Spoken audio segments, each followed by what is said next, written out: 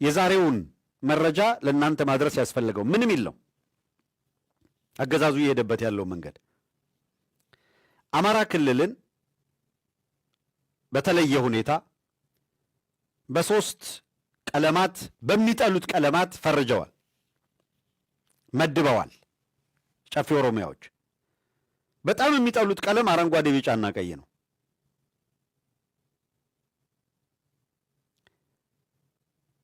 ይህ አረንጓዴ፣ ቢጫ፣ ቀይ ቀለም የኢትዮጵያ ሰንደቅ ዓላማ ቀለም አብዛኛዎቹ አፍሪካ ከኢትዮጵያ ለገዛም ባይነት ጋር አያይዘው ከቀኝ ገዢዎቻቸው ነፃ ሲወጡ ምልክታቸው ያደረጉት የብዙዎቹ አፍሪካ ሀገራት በተለያየ ቅርጽ የሚጠቀሙበት ነው አረንጓዴ፣ ቢጫ፣ ቀይ። ኦህዴድ ግን በጣም አብዝቶ ይጠየፈዋል።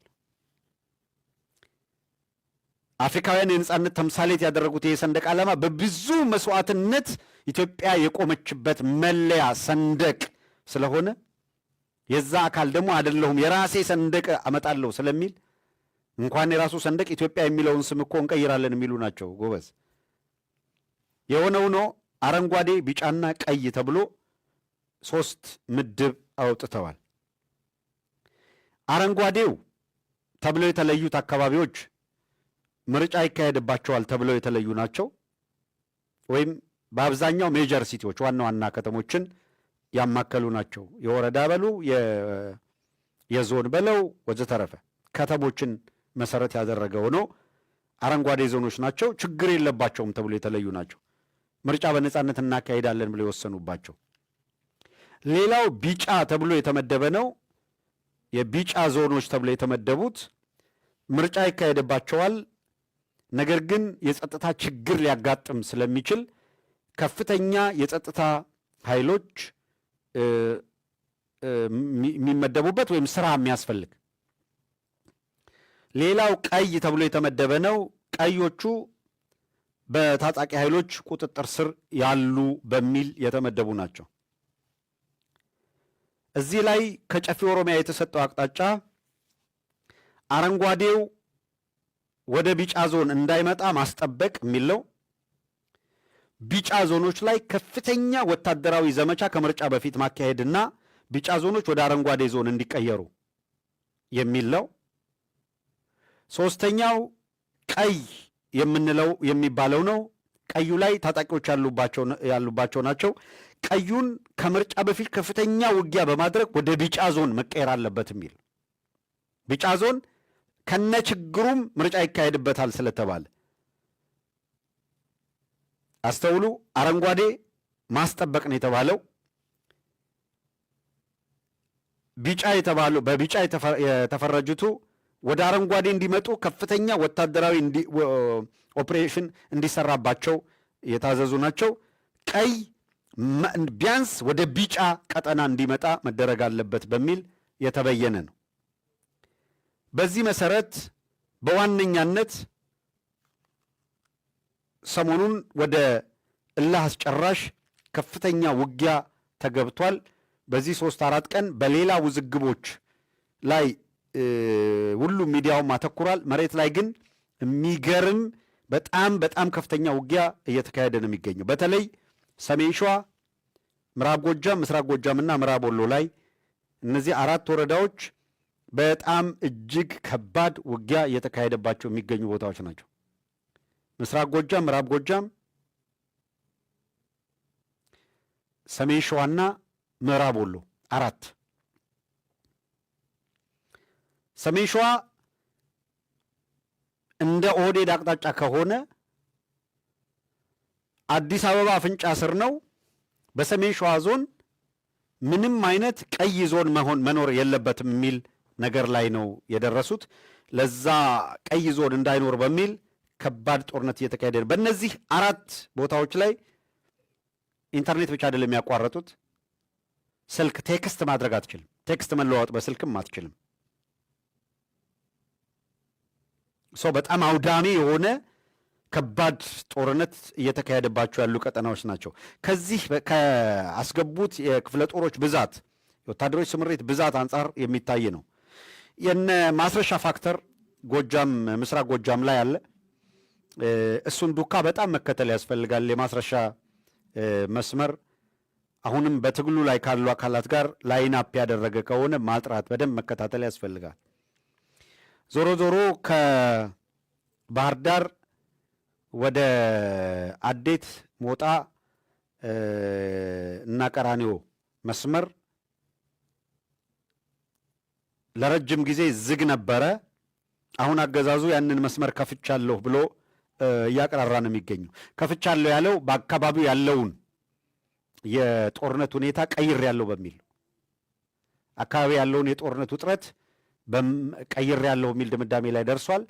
መቀየሩን ተከትዬ ነው ክፍት ያደረኩት፣ መስመሩ ክፍት ነው እያለ ያለውና ያን መስመር ክፍት አድርጌያለሁ እያለ ያለበት ሁኔታ አለ። ያ ቀጠና እንደምታውቁት ሞር ማስረሻ ሰጤ በደንብ የሚያውቁት ቀጠና ነው። ስለዚህ ለአገዛዙ መስመር አስይዘው በደንብ ገፍተው የሚሄዱበት እንደሆነ ግልጽ ነው። ምዕራብ ወሎም አካባቢ የከረሙበት ነው። በአብዛኛው የኮሎኔል ፋንታውን በምዕራብ አካባቢ ያለውን እንቅስቃሴ ያውቀዋል። ስለዚህ እነ ኮሎኔል ፋንታውን ደግሞ በምዕራብ ወሎ አካባቢ ያለው እንቅስቃሴ በደንብ እንደምታውቁት ካርታ ስሎ በወረቀት ሳይቀር ካርታ ስሎ ውጊያ ሲመራ የቆየ ነው። እውነት ስለሆነ ብቻ ነው ትክክል የምንለው በዚህ ረገድ። እንዴት ለሚለው አብይ አህመድ የመጀመሪያው ስህተት ገዱ የውጭ ጉዳይ ሚኒስትር ሆኖ ወደ ኤርትራ ልኬ የኤርትራ ጦር ከሰብአዊነት ጋር በተያያዘ ወንጀል እየፈጸመ ነውና ይሄን ነገር መተው አለባችሁ፣ ማቆም አለባችሁ ብሎ እንዲነግራቸው ላኩኝ አለ። ግልባጩ ነው። አቶ ገዱ በእርግጥ ወደ ኤርትራ መሄዳቸውን ካነሱ በኋላ ወደ ኤርትራ የሄዱበት አንደኛ የእውነት እኛ ቀደም ብለን እንደነገርናችሁ ገዱን ወደ ኤርትራ ላኩት ሲል የውጭ ጉዳይ ሚኒስትር ሆነው ነው ያለ። በወቅቱ አቶ ገዱ የውጭ ጉዳይ ሚኒስትር አልነበሩም። የውጭ ጉዳይ ሚኒስትርነታቸው ጦርነቱ በተጀመረ በ3 በ4 ቀናት ውስጥ ከውጭ ጉዳይ ሚኒስትርነት ተነስተዋል። ይሄ ዝም ብሎ መቀላመድ ነው። የመጀመሪያው ነገር ውሸት ነው፣ ፒውርሊ ጥሬ ውሸት። ሁለተኛው አቶ ገዱን ወደ ኤርትራ ሲልክ በኤርትራ ኃይሎች በመከላከያ መካከል ባውንደሪ የነበረና አንድ ወንጀል ፈጻሚ አንድ ወንጀል የማይፈጽም አድርጎ ወንጀልን ለማስቆም ያለመ መልእክት ነው ብሎ ነው አብይ አህመድ ያስቀመጠው። እዚህ ጋር ሁለቱንም ነገር አፍርሷል የአቶ ገዱ ንግግር። አንድ በተባለው ጊዜ በመከላከያና በኤርትራ ጦር መካከል አንዲት ኢንች ወይም አንዲት ሴንቲሜትር ልዩነት አልነበረም። ሁለቱ አካላት እንደ አንድ ተዋህደው በአንድ የእዝ ማዕቀፍ ውስጥ እንዳለ ወታደር ነበረ በውጊያ ሂደት ውስጥ የሚሳተፉት ነው ያሉት። እንደምታውቁት ለብዙ ጊዜ ብርሃኑ ጁላም አብይ አህመድም በሙሉ የመከላከያ የምትሉት ግሳንግስ በሙሉ ክህደት ሲክር ነው የነበረው። የኤርትራ ጦር የለም አልገባም የሚል ክህደት ነበር። ይሄ እጁ ውስጥ ይግል የሚያጨበጭበው ፓርላማም መከላከያ ካልሆነ በቀር የኤርትራ ጦር የለም ሲባል ሲያጨበጭብ ነበረ። ከዛ አብይ አህመድ መጥቶ ደግሞ ዘንድሮ ከኤርትራ ጋር ባንታረቅ ጉድ ፈላ ሲልም ሲያጨበጭብ ነበር። የትግራይን ህዝብ ደጀን ስለማይሆን ትተን ወጥተናል፣ ነገር ግን መልሰው ኃይል ሊሆኑ በማይችሉ መንገድ በሻሻ አድርገናቸው የፖለቲካም የኢኮኖሚም የስበት ማዕከልነታቸውን አሳጥተን አድቅቀን ወጥተናል ሲሉም ሲያጨበጭቡ ነበረ። አሁን ተመልሶ እንደገና የትግራይ ህዝብ በኤርትራ ወታደር ጉዳት ስለደረሰበት ህዝቤን አትንኩ ብዬ መልእክተኛ ልኬ ነበረ ሲልም እያጨበጨቡ ነው። ለማጨብጨብ የተፈጠሩ ይሄንን ፓርላማ ተብዬ ስብስብ ባይንቀው አይገርመንም። ባይጠየፈው በጣም ባይንቃቸው ምን የሚገርመን እንደዛ ነው። መናቁ ሊያስገርመን አይገባም ማለት ነው። ወደ ቀጣዩ እንለፍ።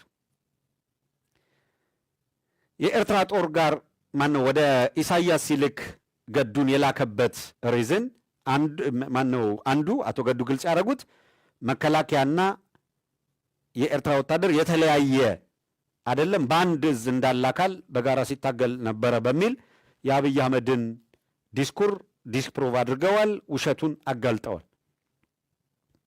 ሁለተኛው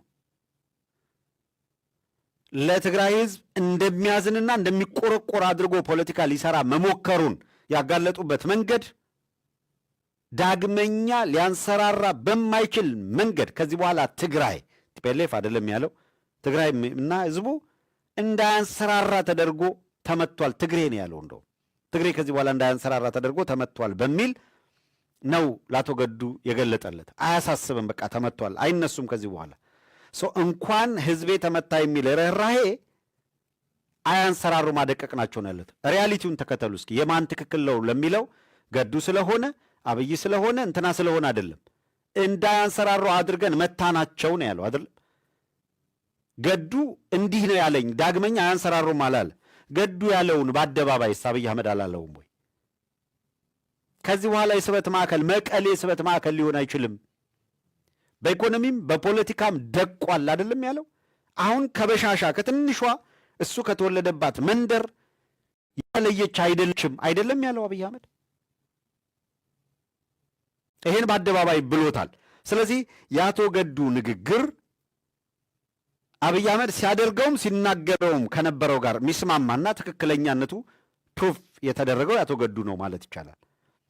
አብይ አህመድ ከራሱ ጋር የሚጣላ ከወንጀል ራሱን ነፃ ለማድረግ ነው የተራወጠው። ሌላው የታቀደና ራሱ አመራር የሰጠበት ወንጀል ተፈጽሞ ሳለ የጦር ወንጀል፣ በሰብአዊነት ላይ የሚፈጸም ወንጀል ተፈጽሞ ሳለ ሌላው ምንድን ነው ያለው አብይ አህመድ?